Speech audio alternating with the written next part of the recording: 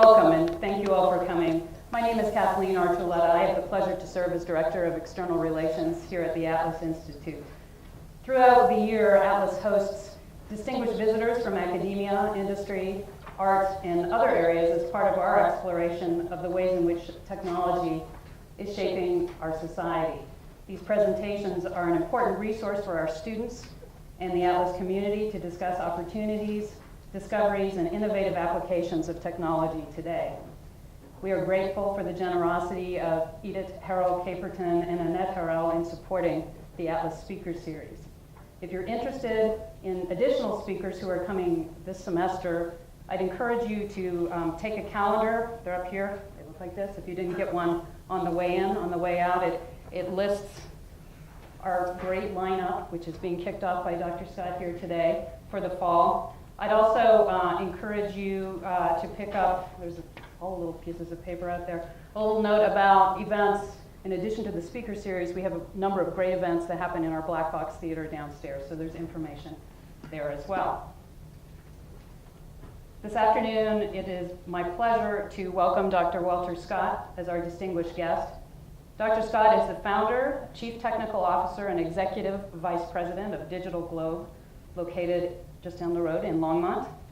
Initially founded in 1992 as Worldview Imaging Corporation, the company was first to receive a high-resolution commercial remote sensing license from the US government. Later, the company known as Earthwatch, Inc., secured the first ever export license for launch of US-manufactured imaging spacecraft on Russian launch vehicles. In 2001, the company now known as DigitalGlobe launched the QuickBird 2 and the world's highest resolution commercial satellite imagery. Today, DigitalGlobe operates a 3-satellite imaging constellation with the best revisit and greatest capacity in the industry. Prior to founding DigitalGlobe, Dr. Scott was with Lawrence Livermore National Laboratory, where he held a number of technical and leadership positions, including leading the team which developed the concept for a highly distributed constellation of space-based interceptors for the Strategic Defense Initiative, known as Brilliant Pebbles. Please join me in welcoming Dr. Scott.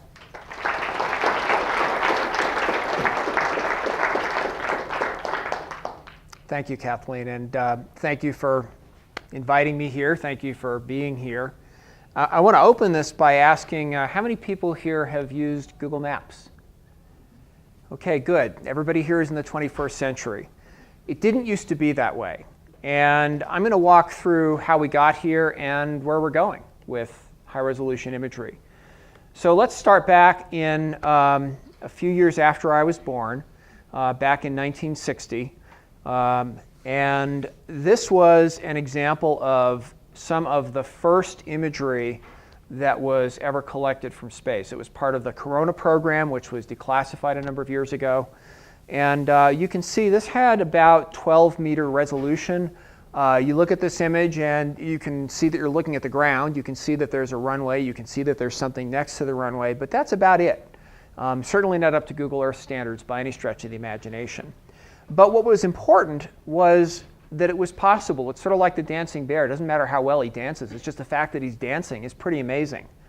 What this enabled was a level of global transparency that enabled, during the Cold War, the United States to act on the basis of facts and not on the basis of fears. And that global transparency is something that made it possible for us to know what was happening half a world away instead of guessing. And some would argue that was one of the factors that kept the Cold War cold as opposed to making the Cold War hot. Now, the civilian world began to get into the act of imaging from space with the launch of Landsat 1 back in 1972. It's the first US civil remote sensing satellite, collected big areas, 110 miles on a side. Pretty coarse resolution, not nearly as good as what you saw from the Corona program. It was 80-meter resolution, and it collected in 4 colors. Just as a little side note, you see the red here. That's actually not red on the ground. That's a near-infrared band. And this is an example of many things that happen in engineering where a precedent that gets set early on ends up living to the present day. People would use red, green, blue monitors to display the green, red, and near-infrared signals. and they would organize it so that the green mapped to the blue, the red mapped to the green, and the near-infrared mapped to the red. So to the present day, whenever you see near-infrared imagery or color infrared imagery, you see the red in the scene, and that's an indication. Really, it's an indication of vegetation. It's sort of like cutting off the end of the ham to make the ham fit in the pot. The pot's bigger, but you still cut off the end of the ham. Well, the Landsat program continued to advance, but it was still really a large area imaging program. Same scene size, but it's improved to 30-meter resolution with 15-meter resolution panchromatic, which is the black and white imagery. So really useful for seeing big areas, but not the kind of imagery that we're used to seeing today on Google Earth. There was a very important shift that occurred in 1986, which was when the French, who had launched a series of satellites called the Spot satellites, collected imagery of a disaster in the Ukraine, Chernobyl, a nuclear reactor that had undergone a massive disaster. And that imagery, in many ways, put imagery from space for civil purposes on the map. Got a lot of people interested in the fact that you could see what was going on halfway around the world, and you could see what was going on around the world even in a place where people didn't want you to see what was going on, inside the middle of the Soviet Union.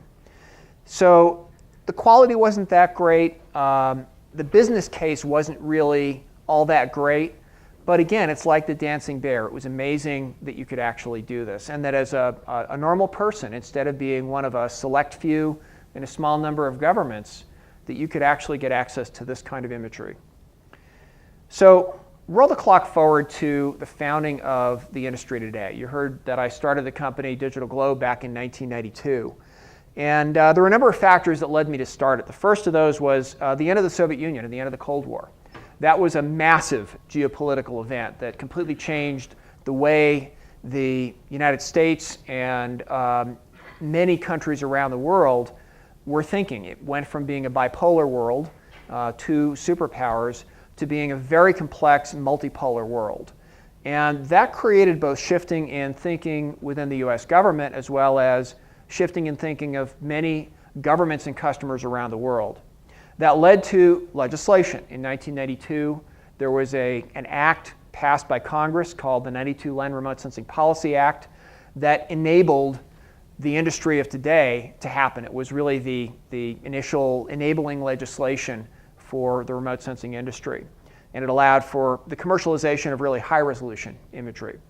The third thing was Moore's Law, which is really our friend, continues to be our friend. Back in 1992, it was just beginning to be possible to work with images on computers. We didn't have laptops, we had desktops. They were powered by dinosaurs running around in little hamster things. But nonetheless, it was possible to think about the world that we live in today. And the internet is another example that was just really starting to emerge back in 1992. The third thing was satellite technology. Satellites were very expensive. They still are, but you can afford as a private company now to put up an imaging satellite, whereas prior to 1992, that was something that only governments with a one-ohm shunt across the US Treasury had the ability to do. And that technology came out of a number of government programs. The Strategic Defense Initiative, an organization at the time was classified, the National Reconnaissance Office, and NASA, all of which had been developing some of the foundational technology that made satellites more affordable. The last factor was that I had broken my foot playing paintball, and I had plenty of time on my hands to come up with a business plan. And so that led to some challenges. The first of which was raising money. Now, it didn't require the national debt to fund satellites, but it still required a lot of money. And just to put this in perspective, the startup of the company required about $3,000 out of my personal checking account. By the time we got to the current generation of satellites, the Worldview satellites, it's well over $1 billion worth of investment. A lot bigger than my checking account is ever going to be. The second challenge was satellite launch failures. We had 2 satellites launched and failed, one in 1997, Early Bird, and one in 2000, Quick Bird 1. So two strikes, and third time up at bat was pretty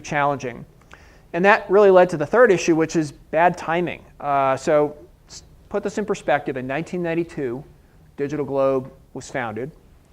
In 97 and 2000, we blew up our first 2 satellites, becoming famous as the company best known for blowing up satellites. We then launched QuickBird 2 on October 18th of 2001, which was a little over a month after 9/11, and of course the beginning of a big recession that was a result of the dot-com meltdown. So here we are starting a business. We finally get our first satellite on orbit, and it's in the middle of one of the worst recessions that had hit up until the most recent one. Nonetheless, the industry managed to get off to a start, in fact, with 3 companies: Space Imaging, which had launched their satellite in 1999, DigitalGlobe, and OrbImage, all 3 operating 1 meter or better resolution imaging satellites. So industry off to a good start. I want to talk for a moment about resolution. Resolution is how fine an object you can see in the image.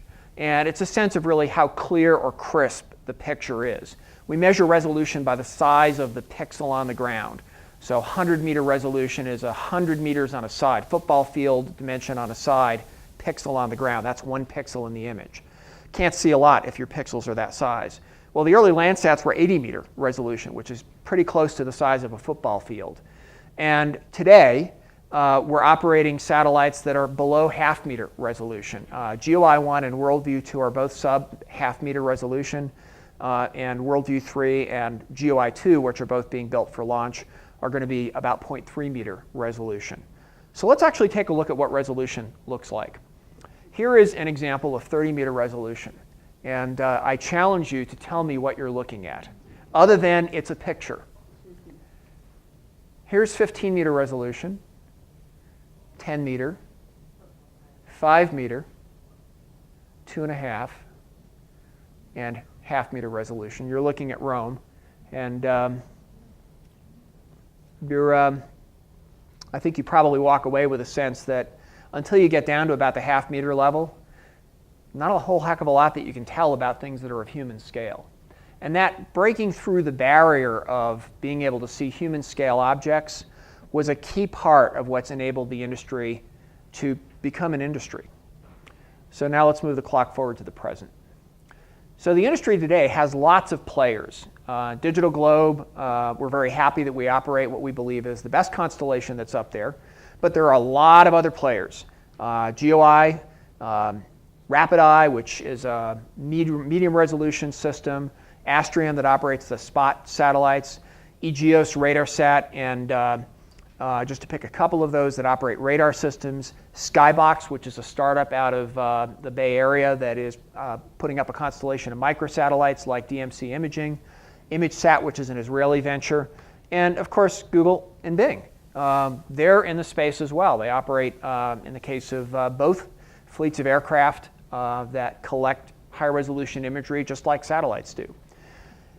Now, some things have happened in addition to the improvement of resolution that are also important for how this industry has become useful and relevant. One of those is accuracy. Now, you heard me talk about resolution. Resolution is the size of a pixel on the ground. Accuracy is knowing where that pixel actually is on the ground.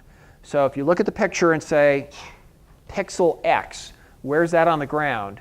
A measure of accuracy is something called CE90. It means 90% of the time, the actual location will be within a particular radius. So if you set a CE90 of 100 meters, that means 90% of the time where you say the thing is on the ground and where it actually is will be within 100 meters. So the initial satellites had a CE90 of 23 meters, and that's about 23 meters on the scale of this image. The satellites today have better than 4-meter CE90, better than 12 feet, and the size of a small pickup. So huge improvement in the level of accuracy that's been achievable. Why does that matter? Well, if you think about the geometry, 3.7 meter accuracy from a satellite that's flying 770 kilometers in space would be like hitting a quarter from 3 miles away. Pretty cool. The reason why it matters is if your image doesn't line up with any of your other data sets, it tends not to be that useful. Here you have examples of road center lines and satellite imagery. Now in this particular case, it's the road center lines that are inaccurate. The satellite image is more accurate. And what you really need is for everything to line up. And just think about this. If you're using a database created from satellite imaging as part of an automated driver assistance system that's designed to help you in the event that you fall asleep at the wheel, or you're talking or texting or doing any of the other things that you're not supposed to be doing, it's supposed to keep you on the road. Well, if you had 23 meters worth of error, I'm not sure what road you'd be on, much less being in your correct lane. So accuracy really does matter. Second thing that's happened is the capacity of the industry has increased. And by capacity, I mean how much area can be collected in a space of time. This is a measure of the number of square kilometers, thousands of square kilometers that can be collected per day by the DigitalGlobe constellation. And early on, it was maybe 100,000 square kilometers a day. And today, it's 2.5 million or more square kilometers a day. So it's increased by a factor of 25 in the intervening time. What does that mean? What does 2.5 million square kilometers a day mean? Look at the land surface area of the Earth. It's about 150 million square kilometers. So in the early days, 2002, we were able to collect the equivalent of 25% of the Earth's area every year. Now, we didn't collect 25% of the Earth's area. Some places we collected a lot more frequently, and some places we collected a lot less frequently. For example, the middle of Greenland, maybe less interesting than Denver. But nonetheless, the area was about a quarter of the Earth's surface. Today, it's about 6 times the land surface area of the Earth. Another reason why capacity is important is that it enables currency. Some places you want to look at very frequently. Following, for example, the atrocities against civilians in Syria, we were looking at Syria several times per day in high-interest areas, making sure that we could see as much as we possibly could, as quickly as we could possibly see it. Another example is when the reactors blew up in Fukushima, Japan, following the tsunami. We had historical imagery, which you see on the left, and we got imagery after the first reactor blew, and then we had imagery that was taken about a minute before the third reactor blew and a few minutes afterwards. So that's the value of currency, that it lets you see what's happening almost when it happens. And part of the reason why that's important is, we expect instant gratification. The generation I grew up in, we had things like the Postal Service, newspapers, paper maps, DVDs, and today's pace is a little bit faster. And imagery has been no exception. The time from when an image was collected, that image was available to a user, moved from being well in excess of 3 days. 3 days if you were a premium paying customer and you had, you had money to burn. Today is regularly less than 2 hours for a much larger fraction of our total collection. I'm going to give you an extreme example of timeliness. We've talked about satellites collecting static imagery. When DigitalGlobe was in its early days, we talked with CNN about what would CNN want to see. And they said, well, we'd like to get real-time video from space with sound. So we're halfway there. This is some real-time video. It's about 1 frame every 4 seconds. And if you're paying attention in the upper left-hand side, I'll run it again. You'll see, maybe you don't need me to run it again. You'll see that there's a boat driver who definitely needs some training, given the way this boat driver was zipping through a bunch of sailboats. So we're still working on the audio part. I think that's going to be a little bit harder. All right, so who uses satellite imagery? Well, start with location-based services. I mean, everybody knows about Google, but lots more. This is just a small list of the players in the location-based services industry who use satellite imagery. It's actually becoming more the norm than the exception. It's at the point where most of us expect if we have a device that has any connection with location, you can get the satellite imagery on it. And DigitalGlobe is there providing it. Another example is in the energy and the financial markets. This is an image of oil tanks in Cushing, Oklahoma. And what you might not know is that satellite imagery can monitor the amount of oil in floating top storage tanks. Well, how does it do that? Well, if you look at the picture, what you see is you can measure the height of that floating top quite precisely from the satellite imagery. So the one on the left, you can see they're full. The one on the right, you can see that they're more empty. Another example is for supporting first response. This is something that's obviously fairly close to home. This was a High Park fire. We've done this for a number of forest fires around the US and actually around the world, providing imagery to first responders and then also making imagery available to homeowners in the affected areas. You heard me talk about the tsunami in Japan. This is an example of using it after the event. So here you see after the event, this was taken one day after the tsunami. And it's a mess. I mean, you can see there's crap all over the place. Here it is, taken a month afterwards. And what it's telling you is you can monitor the progress of cleanup or the progress of relief in an area following a disaster. And we've had customers who have approached us after disasters who say, hey, we need help with, there's so much stuff going on. Satellite imagery is a great way for us to monitor where things are going well, where things aren't going well, and where people need our help. I'll give you another example. It turns out you can tell the difference between men and women from space.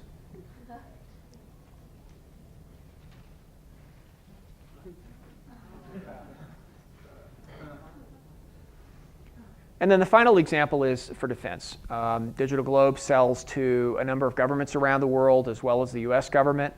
As you heard me say earlier, one of the things that satellite imagery does is it allows you to act on the basis of facts and not on the basis of fears. The other thing that it does is it allows you to see this quality of imagery without having to pay the full cost of putting up your own satellites.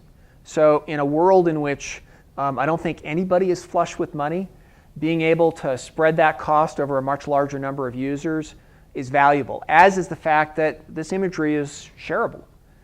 I don't have to put everybody's head in a safe here after having given this presentation. So this imagery can be shared with allies, with coalition partners. Its value isn't something that's kept in a box in a deep, dark, secret place, but in fact is something that can be used to enable collaborations and coalitions in ways that were previously not possible. Okay, I'm going to shift gears, and I've talked about the applications. We're now going to talk about how does all this happen? How do we manage to make all this cool imagery appear? We're going to take a look at an imaging satellite, Worldview 2, which is the one that we launched most recently. This is Worldview 2 sitting in the clean room down at Ball back in 2009 before it was launched. It's about 20 feet tall. It's got about a 3.5-foot aperture. It's, for those of you who are photographers, it's a 44-foot focal length, so it's a pretty long zoom lens. And for those of you who are photographers, I wouldn't want to carry it around because it weighs 3 tons. These satellites orbit the Earth, and they orbit it from pole to pole. So that means that as the Earth's rotating underneath, each orbit, the satellite is seeing a different part of the Earth. It's kind of like peeling an orange in a weird sort of a way. What that means is that it gets global revisit. And generally, one satellite will see any spot on the Earth every few days. The constellation can see a spot on the Earth several times per day. Now the camera itself works like a flatbed scanner. I would have said fax machine, except I don't think anybody uses fax machines anymore. Except for some reason doctors' offices. The sensor in Worldview 2 has 9 lines of pixels, so each line corresponds to a different color. So there's one that's for the black and white. That's the real high resolution one. And then there are 8 that are the 8 different colors. You say, well, what do you mean 8 different colors? We have, normally we think of red, green, blue as the colors that the eye sees. But in fact, satellites can see much finer gradations of color. So in addition to red, green, blue, and a near infrared, which is beyond what the eye can see, we also have a coastal blue color, which is a deeper blue, a yellow band, a red edge band that's matched to a chlorophyll edge transition that's really good at recognizing vegetation, and another near infrared band. And I'll talk in a moment about why it's important to have those colors.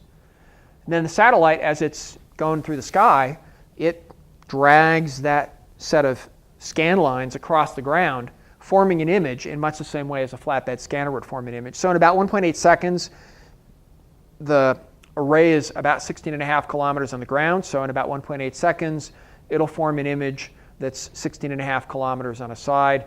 We can actually take images that are much longer than that. Depends on the need, how big the images are. And then, as I said, the camera is pretty heavy, but the satellite actually steers to take the pictures. And it uses a technology called control moment gyros to do that. So the satellite's actually moving the whole camera around. You can imagine to move a 3.5-ton satellite around, you need a fairly substantial amount of torque. And one of the inventions or innovations that DigitalGlobe introduced was the use of these control moment gyros in imaging satellites for commercial imaging. To put it then in perspective, previous satellites used a technology called reaction wheels. I'm not going to talk about how they work, but comparison between reaction wheels and control moment gyros is like between the torque put out by a scooter and a Harley. Big difference. Now, the reason why it's important to be able to maneuver the satellite is that it gives you lots of choices where to take a picture. So that 16.5 kilometer size footprint looks like a soda straw on the scale of this map. But just looking anywhere within a 30-degree field of view, 30 degrees off nadir field of view, gives us 900 kilometers across field of regard. So that gives us halfway into Wyoming and halfway into New Mexico. If we actually look all the way out to a more aggressive field of regard, which we used, for example, for the shots of Fukushima, we've got pretty much the whole western United States that we can see. So we can see over a large area. We pick what images we take within that area. Well, that's great on the satellite, but how do we get it to the ground? Short answer is Wi-Fi. It's about 0.8 gigabits per second. And we downlink that to ground stations that are spread around the world. We've got some up in the high latitudes near the poles. We have one in Antarctica. The one on the left, upper left that you see is Prudhoe Bay. It's very cold up there, but it's a dry cold, so it's not too bad. Antarctica is also a very dry cold, but it's very windy. The antenna that you see there is it's in a radome. That radome is like a big golf ball. The winds there can get to be well over 100 miles an hour, and the force on that radome is enough that if that radome wasn't anchored into the ground really well, you would have the biggest golf ball flying all the way to the Antarctic Ocean. So the structural steel there is pretty impressive. Actually, the fact that there's anything built in Antarctica is pretty impressive. And then we operate a belt around the mid-latitudes where we have coverage over lots of the Earth's landmass as well. We have enough coverage, in fact, that the satellite, as it's passing around the Earth, can image within view of one of our ground stations over about 45% of the land area. That means that over 45% of the Earth's surface, we can image and get that image to the ground in real time. And over the next 50%, so up to 95% of the land area, we're within 20 minutes of being able to get the image to the ground in real time. So how's that? That's pretty good instant gratification. Now, the other thing that happens is that we produce a ginormous amount of data.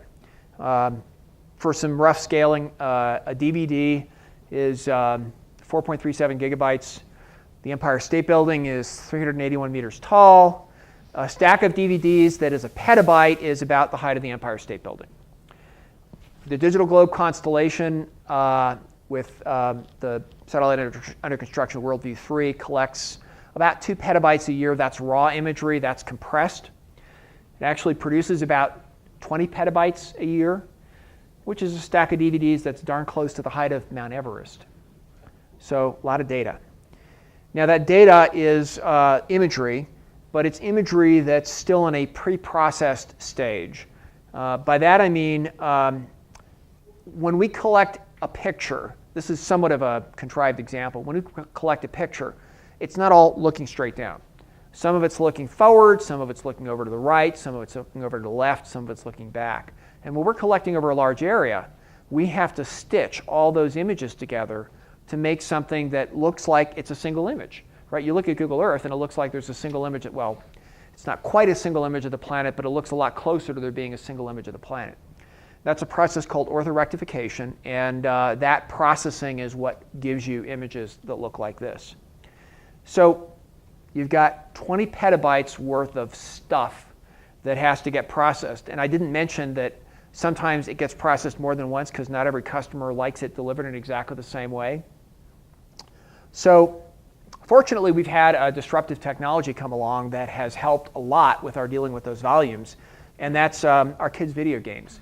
The electronics that are used in kid video games, I shouldn't say kid video games, I play video games. The electronics is based on graphic processing units, which those are a massively parallel architecture that allows you to do the same thing on lots of different data elements. For those of you who are double E or computer science folks, you'll recognize that sort of a diagram. The green boxes are the processing elements. And the thing that this is really trying to illustrate is that you got way more processors on a single chip than in a traditional CPU.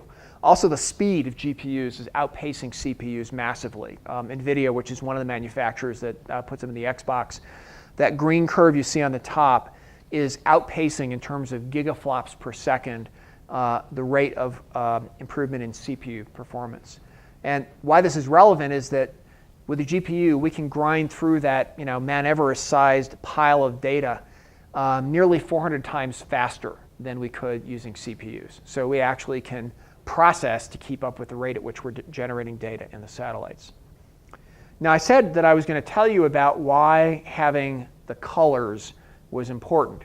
Here's an example of an application that uses the different colors.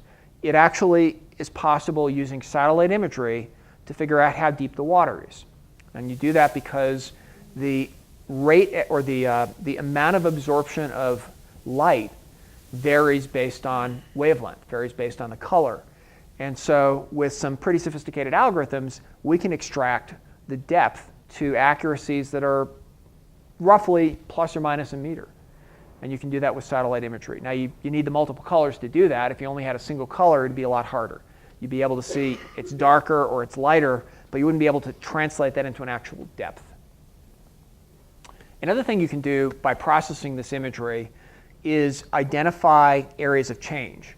So here's an example. This is also in the coast that was affected by the Japanese tsunami. Here's before the change. Here's after the change. And this is automatically identifying areas that are debris and damaged structures. So being able to do that, as you'll hear about in a minute, is important because the world's a pretty big place. And if you have to have humans looking at everything in the world, watching everything in the world all the time, you run out of humans pretty quickly. Another example of automated identification of features is this, which is extraction of cars and roads from imagery. But at the end of the day, you're still going to need to use people. Computers, unfortunately, are, despite some of the best algorithm work that exists, they're still dumb as bricks. And one way that we can make use of computers combined with people is by crowdsourcing. And so we've worked with a company called Tomnod to help us plow through the volume of collection. In 1 month, this is 30 days worth of collection, and you can see the dots correspond to everything we've collected, which is kind of like the world. It would take 65,000 8-hour human shifts to scan through everything that we collect. That's a lot of people. So we did an experiment.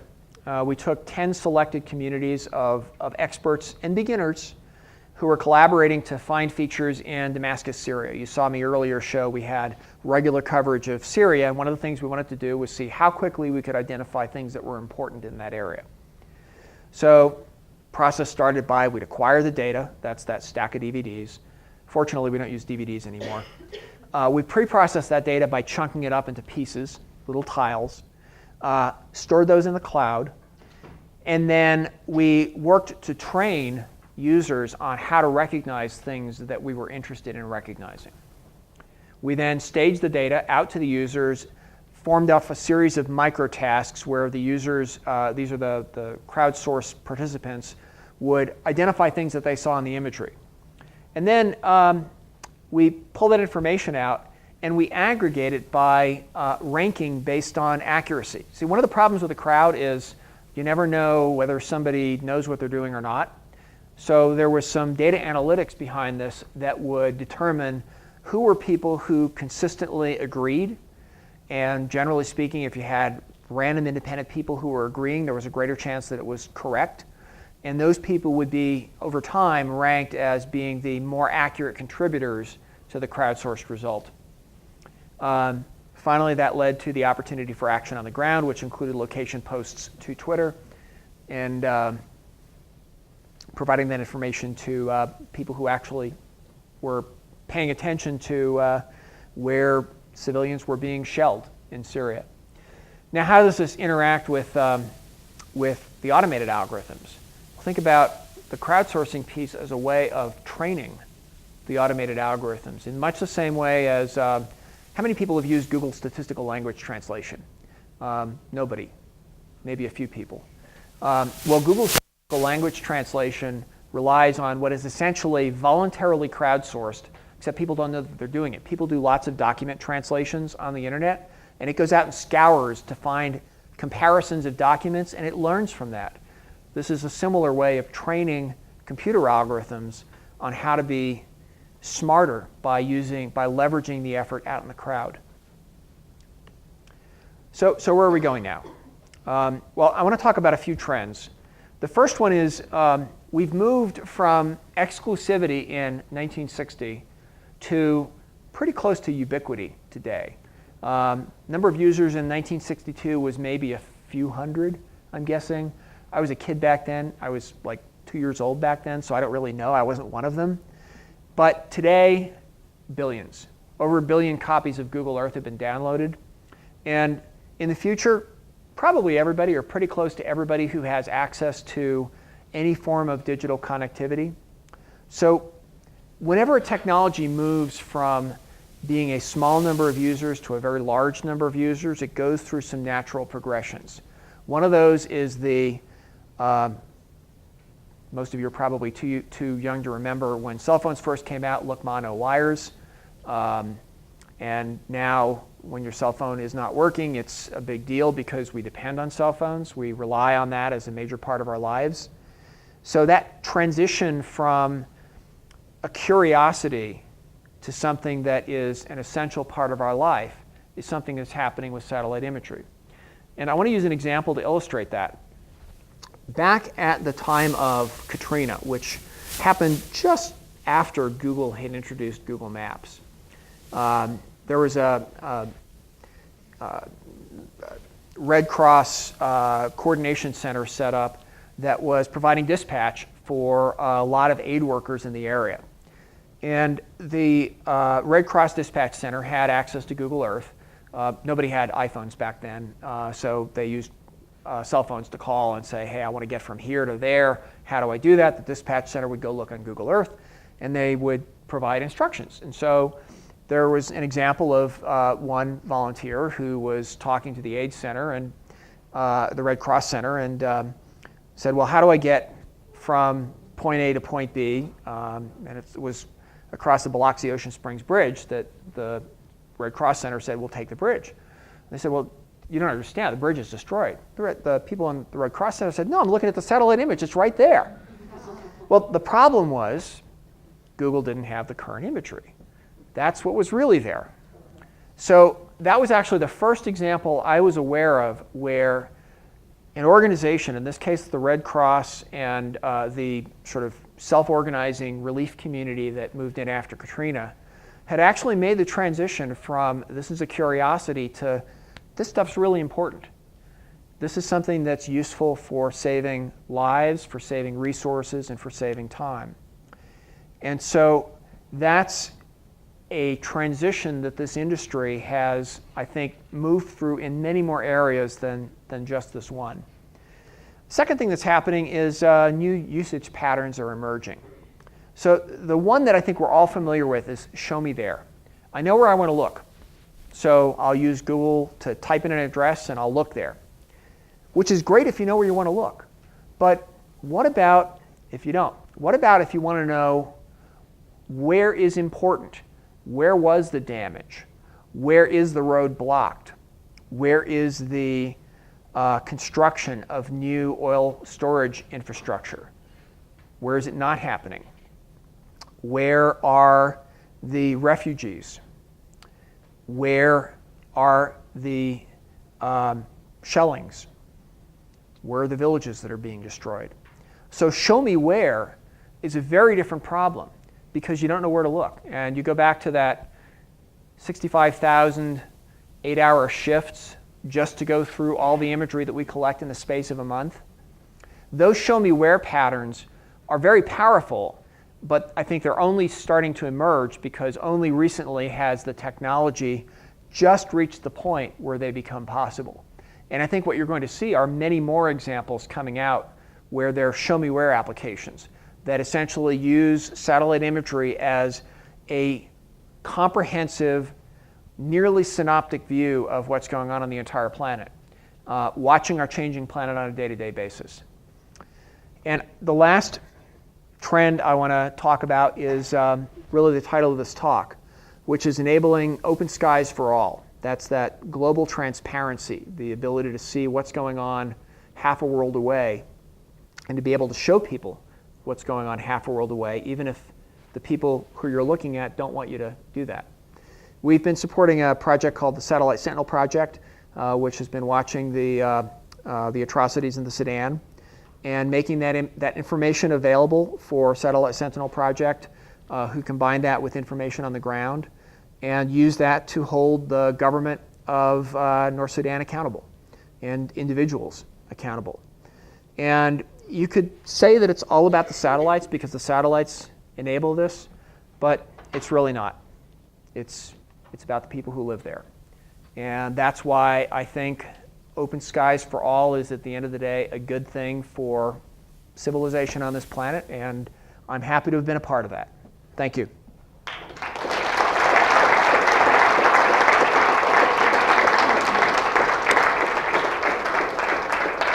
So I think we have time for a few questions. I'd be happy to answer them if anybody has questions.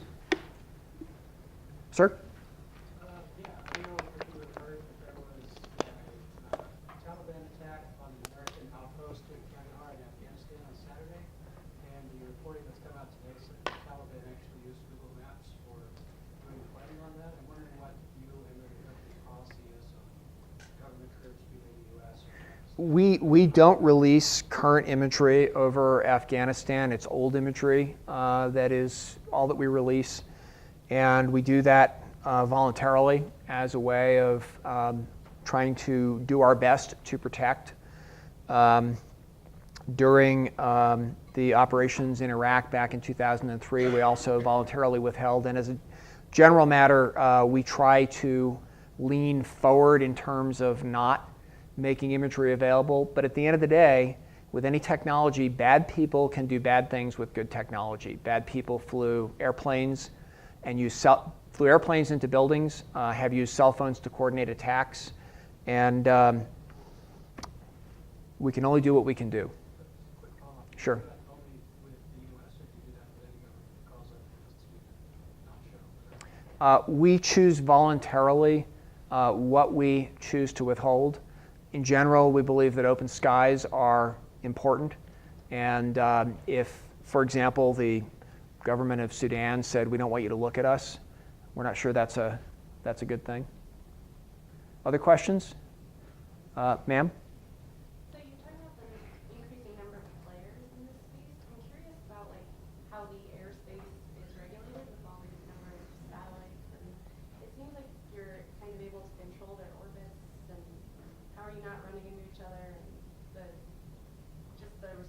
Okay. Good question. The short answer is space is a really big place. And to give you a sense of how big it is, if you had 10,000 people in spacesuits orbiting the Earth at a single altitude in a mix of orbits, it would be thousands of years before you got close enough to even wave to them. It's a very big place. Having said that, there is debris in space, which is actually more of a threat than the satellites. The debris is a result of things like, for example, the Chinese anti-satellite test that probably generated the single largest littering event in human history. The coordination is generally a voluntary coordination, so there is regulation of the geosynchronous orbits for communication satellites. That's done through the ITU.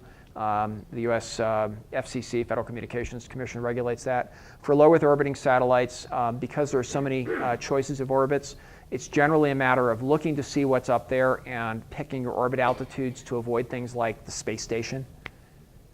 It would be bad to run into the space station. Sir? How many employees do you have and why are you located in Longmont? We have about 700-ish employees, and there are several reasons why we're located in Longmont. There's the official story, which is that Colorado is a good place for geospatial technologies, which is true. Has a good population of software engineers, geospatial people, GIS, aerospace, very good location.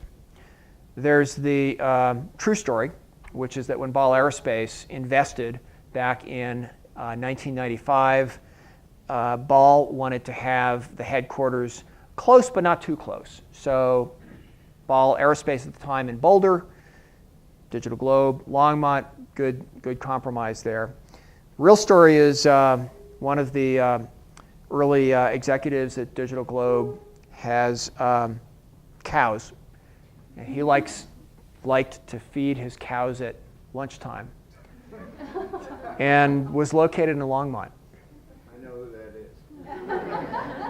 So, sir? Some years ago, a certain major war was started under questionable pretenses. And not to make it too political, but do you think that given today's technology, could they have pulled that off? Given our access to data in finer increments, finer resolution, could any BS have been just totally destroyed? Well, I can't speculate on the past. And what I can say is that transparency is a good tool in general. In any free society, access to accurate information is important to make informed decisions. So I think having transparency is a good thing.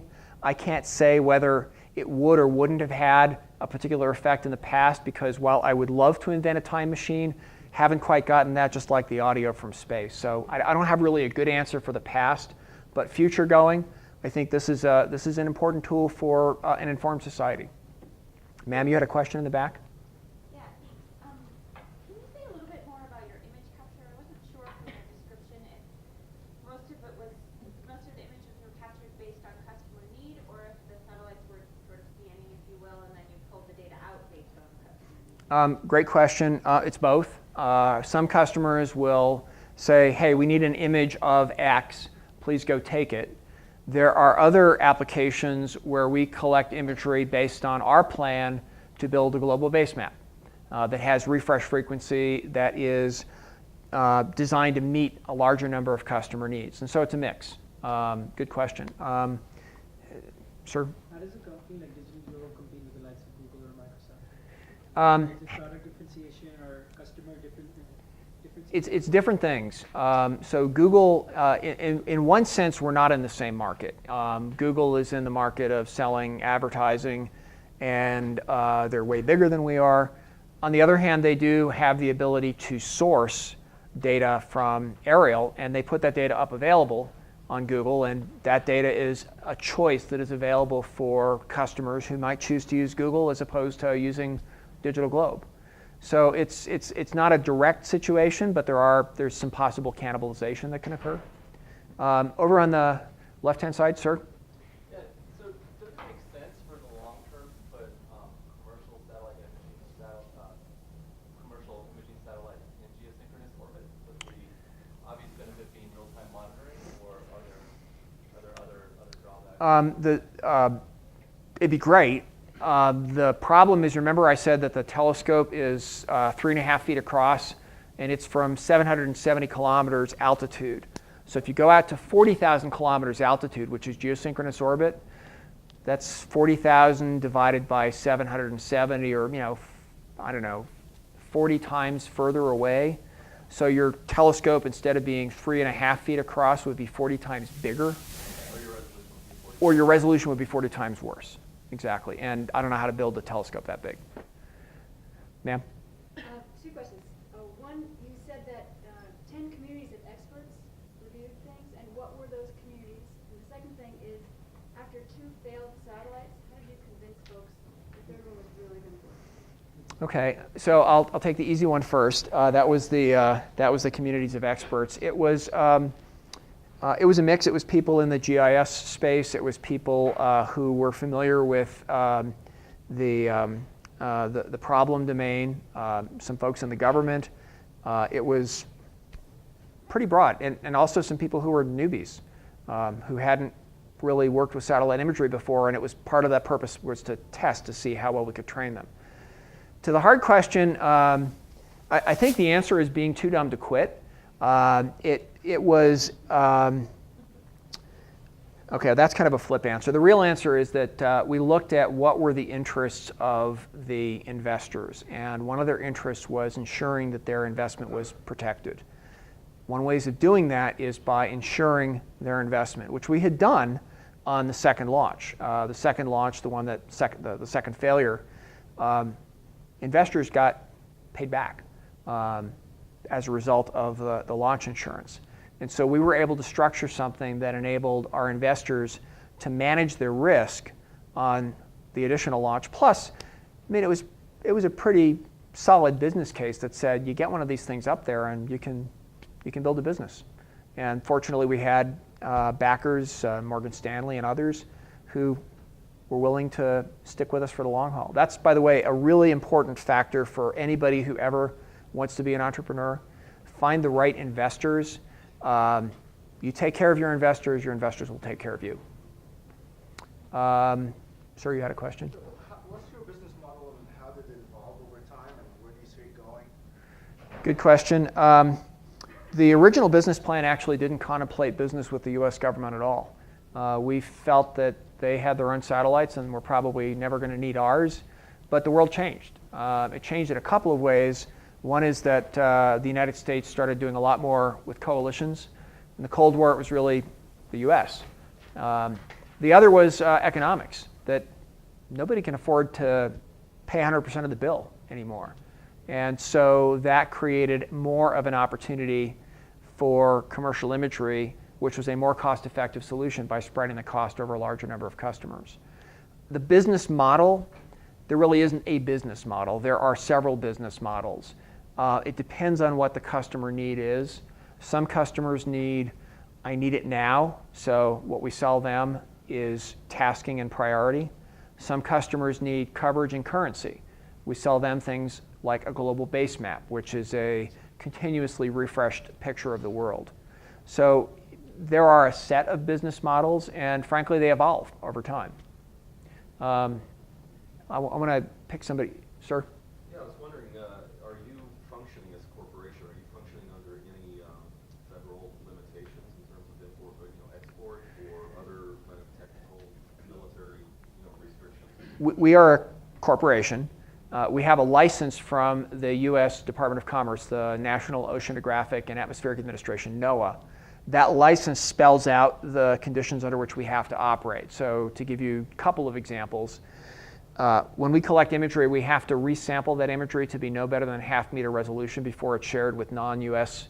or customers who have not been specifically approved by the U.S. government.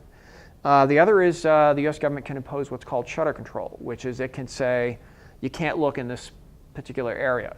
Now, to date, the U.S. government has never imposed shutter control, and I believe the reason for that is because the industry has been very proactive in policing itself, so that it's never been necessary to impose that blackout restriction. Sir? Could you give an order of magnitude of what it costs for a need it now picture? I want a picture of the Atlas building, right now. You know, I'm honestly not the right person to answer that question. I apologize. I just build them. Okay. Ma'am? Can you say a little bit more about your relationship with the Satellite Sentinel project, and do they ask for specific data from you, and then they manage how that is shared, and what communities get access to that? Or Yep. how does that work? That's exactly it. So they request certain information, and we've worked with the Satellite Sentinel program and project, and also the Harvard Humanitarian Institute. It's regular collection over a particular area, and then they manage the subsequent analysis and dissemination of the data. And that's actually representative of a number of initiatives. I chose to use that one, but we've also worked with a lot of aid organizations following hurricanes, earthquakes, tsunamis, and the like, where we try to get imagery in the hands of people who need it. Sir, you had a question? Yeah, I was just curious about with your recent acquisition of GeoEye, what kind of technology you acquired, if any, or it was just a financial play? So it's we've announced that we are combining the two companies. We're still operating as separate companies until we have received all the necessary approvals, regulatory and shareholder approvals. But the main reasons for doing it were highly complementary capabilities. We had an excellent satellite constellation, a number of other capabilities as well. They have an analytics business and also a value-added business. Plus, they operate several satellites of their own. So it was a very highly complementary combination. Sir, in the front, I believe you had a question. Yeah, so across the areas of vehicle imaging and processing, which one do you think gives the most, or what innovation in any of those areas would have the most dramatic future impact upon your business, and what people can do with it? Processing. And it's really technologies that help us deal with that flood of information. That's not to say that we're not pushing the envelope in multiple areas. For example, Worldview 3, in addition to collecting visible information, collects shortwave infrared information. So we're pushing the boundaries on the collection front. We're getting more data to the ground, 50% faster downlink, which allows us to pile up Mount Everest even faster. But really, the processing side, I think, has the highest leverage of exploiting that flood of information. Sir? About radar imaging, how long before the U.S. has a civilian radar imaging satellite? No idea. I mean, I'd be speculating. I really don't know. There are 3 non-U.S. civilian radar imaging systems, which I think you're quite aware of. The French, or Astrium, operate. Actually, it's the Germans operate the Infoterra, so TerraStar X. The Italians operate through Aegeos, the Cosmos SkyMed, and the Canadians operate RadarSat. U.S., no players. It's anybody's guess. I don't have a good answer. Ma'am? Sorry. So you talked about the Wi-Fi for bringing images back down to the ground, but it also sounds like you're communicating with the satellites pretty regularly to Right. do some of this more Tasking. Is that also Wi-Fi? It's when I say Wi-Fi, I'm putting quotes around the Wi-Fi. Right. It's not a Wi-Fi protocol, but it's RF. It's radio. So we send commands up and we get data down. Do you have to be at one of those centers that you're talking No. We communicate through. We actually operate everything out of Longmont. So we have a mission control center in Longmont. It's a lot smaller than the NASA mission control centers that you've seen. It's a lot more highly automated, and all the commanding is done from there. I guess I just want to know, like, what level of control We have absolute control. Absolute meaning that at all times we've got our finger on the stick. Now we can choose for a particular customer to say, here's a window of time, and subject to these limitations, you can uplink your requests, but we control what that box is, and we control what they can and can't see. So we've got absolute control over the satellite at all times. Even if we're not directly in contact with the satellite, we still have commands that we've loaded onto the satellite to control its behavior.